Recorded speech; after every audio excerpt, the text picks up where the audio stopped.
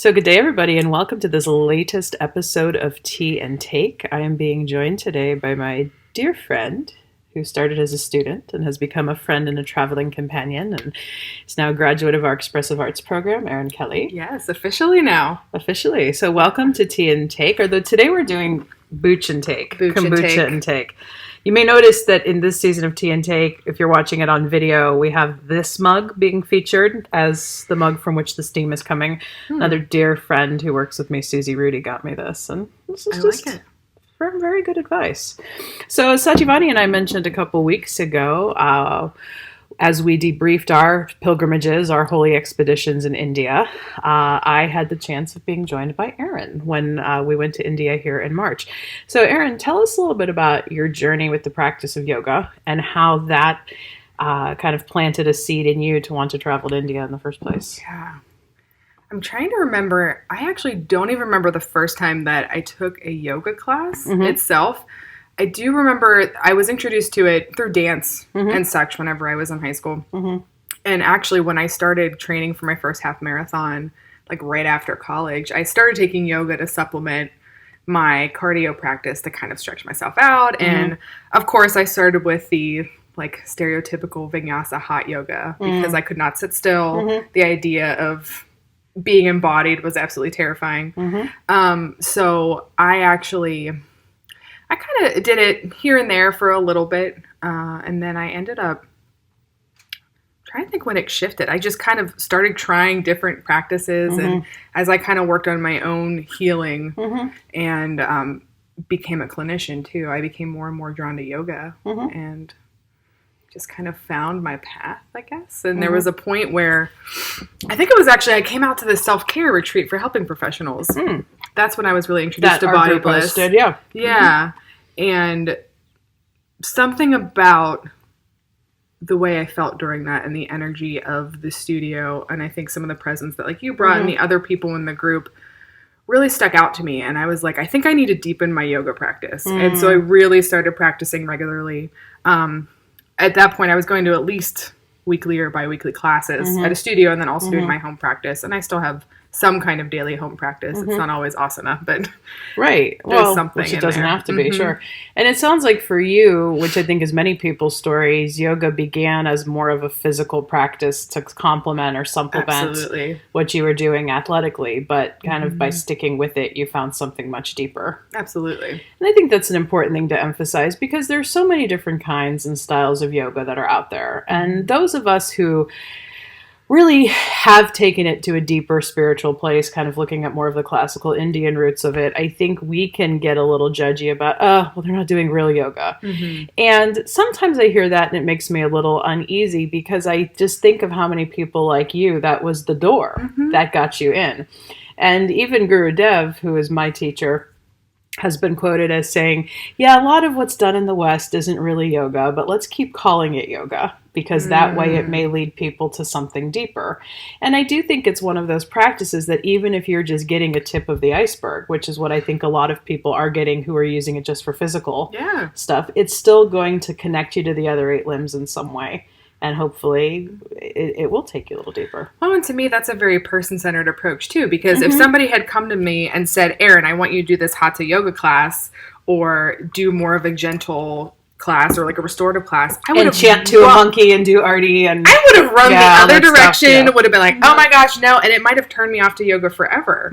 Right? I mean, I can't say that for sure, but I could see how much resistance there would be there. And so to me, coming to yoga in this kind of aerobic fashion and starting to introduce connecting my movements to my breath and seeing how the breath impacted my cardio and how I was able to function in a vinyasa class helped me make that connection of, oh, my breath is important. Exactly. So you are quite a traveler. I think that's one of the reasons we connected as friends is we've both seen quite a bit of the world. And so, yeah, tell us about how going to India came about for you. So I remember exactly because it was last June, because it was a couple days after my birthday. You were in Pittsburgh, and we met up for dinner because I wanted to talk to you about grad school and some other things. Went to Jimmy Wan's and Cranberry. Which is interesting because I drive by that now because I work out that way. And I'm like, oh, I remember. Okay. But I had started doing some yoga nidra in my own practice, and I loved it because I was like, I have to lie still and I have to the art breathe. of non-doing. Yeah, that's still a practice I'm working on. I know this. Very much so.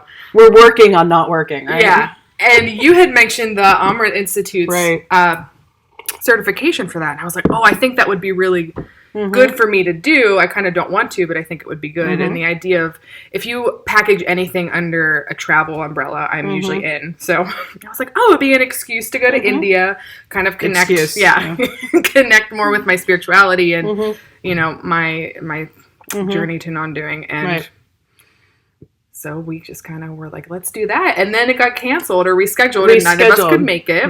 And as I explained on the earlier episode. Okay. Yeah. And I think we were both in that place of let's just go to India. Yeah. Because to make our own thing of it. To me, that was like almost a sign like, okay, well, maybe this can be more than what I thought it was going to be, or different than what I thought it was going to be. And I think it's really cool because as I look at your journey, then you ended up putting that money towards your 200-hour training with Jessica. Jessica Sauer is one of my partners I work with in Yoga Unchained and Trauma-Informed Yoga, and I saw how much that program impacted you in your growth. And then we got to really make our own pilgrimage of India. So just now looking back a few months of perspective, what is most resonating with you about your time in India? Our time in India. Our time in India. I think the biggest thing would be the non-doing. Again, because we were doing things, but there was this period of time in the middle, partially when you had dysentery. In the Himalayas. There was this... we didn't really have anything planned, and it was almost a week. And for me, that's like, I don't have anything planned. Like, I'm going to make things happen. And a lot of it was, a stretch for me because when I travel, I usually do travel with at least one other person. And if I have any alone time, it's a day or so, you know, and you were down for the count for a couple of days. So I was kind of left to my own devices in this foreign country in the middle of the freaking mountains. With Shashank. Yeah, let's not forget Shashank. Can't forget about Shashank. Was our wonderful guide at the hotel we stayed at who literally tended to our every need. Yes, that was very helpful. And make sure that we had anything we needed to either, when I traveled to Kainchi, he arranged me a car. Erin did a lot of neat expeditions in the Himalayas. Yeah. He, really helped. That was what stuck out to me as well, because I have always found a really deep connection with nature, especially with mountains. And so being surrounded by these mountains and kind of having this space and time where I was almost forced to sit with myself. Imagine that. And kind of write and reflect. And I think that was very impactful. And then also being exposed to your dysentery. Tell us about that. Which Tell us about the spiritual practice for that, for you anyway. So many people who know me know that I have a big fear of vomiting. And so dysentery, involves a lot of that. And so I was directly exposed to that. And it was, one of those times where I guess I looking back, could have technically run away from it. But I was like, no, I have to sit with this, and maybe this is an opportunity for me to kind of explore a little bit of, what does this mean for me? What are the deeper roots of this fear? Or just how can I sit with it and kind of stress tolerance practice. Yeah. And you did a wonderful job with it. And I was very grateful for your ability to hold space for me while I was going through a lot of that. So I think as I look at both of our stories with this voyage, it amazes me how we got exactly what we needed spiritually anyway, even though the plans were totally different than what the initial intention was. And to me, that's one of the foundations of pilgrimage, that unexpected things will happen. But how interesting that your desire to explore non-doing got cultivated in this. So I remember when we were there, you had a pretty amazing experience at the Taj Mahal as well. Oh, yeah. Oh, wow. I almost forgot about that. But I didn't. Yeah. So what do you think made it so impactful and resonating for you? I don't even have words for that. There was, and it wasn't, it was amazing to see, and I'm seeing monuments and, very majestic buildings or scenes is always very impactful. You kind of feel that. But when we were actually close up to the building, there was a vibration or an energy around it that just was overwhelming. And just it's almost like I was being connected to anything that had ever taken place in that area.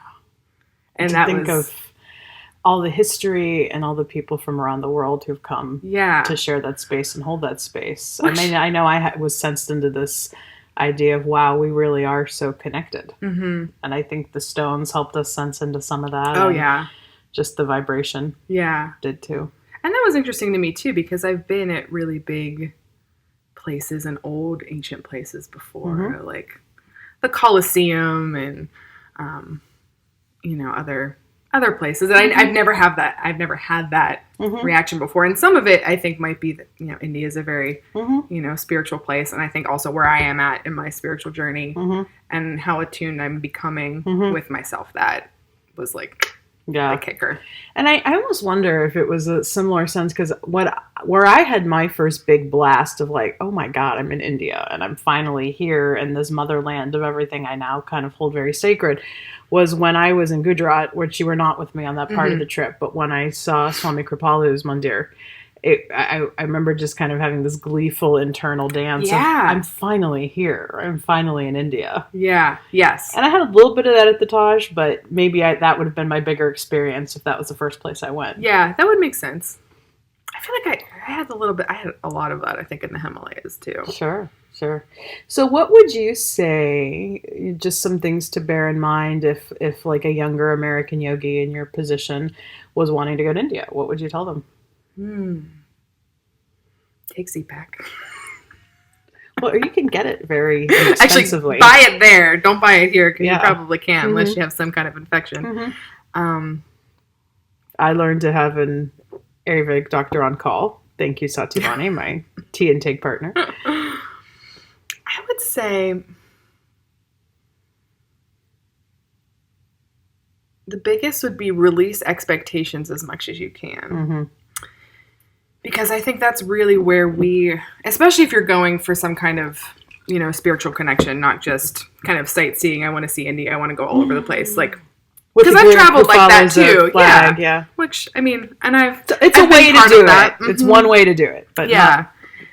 And that's my travel style tends to be, I almost look at every travel opportunity as a pilgrimage, because I always learn something. There's always this layer of vulnerability when you travel. I think all of your external pieces fade away more so than they do in your normal routine life. And without that routine, without that comfort zone, you're kind of left with yourself. And a lot of times you do rely on other people, or other people's input to give you safety or connection. And I remember shortly after we returned, you put up a beautiful posting, something to the effect of, people ask me all the time, like, how do you travel? How do you have the money for it? And you had this response of something like, how can I not travel? Yeah, I can't afford not to. And I think especially, going into any kind of travel, but especially something with like a spiritual journey to India, I'm very aware that I am a white cis woman.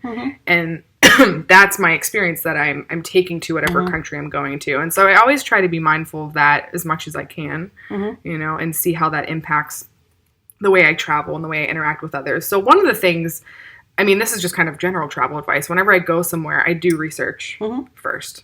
Where am I going to? Do I know about the culture? What are some other customs? Just so I'm going in not as this tourist that has own preconceived notions of what this place is like. So part of the openness is being open to the culture, but then also being open to myself, to whatever arises. And sometimes there's some resistance to that, right? But what was your question again? Oh, it was a beautiful reflection. Like, I don't even remember what I was talking about. And I want to thank you formally and publicly, not just for nursing me through dysentery, but for also tolerating when I kind of peed on you a little bit in the overnight bus.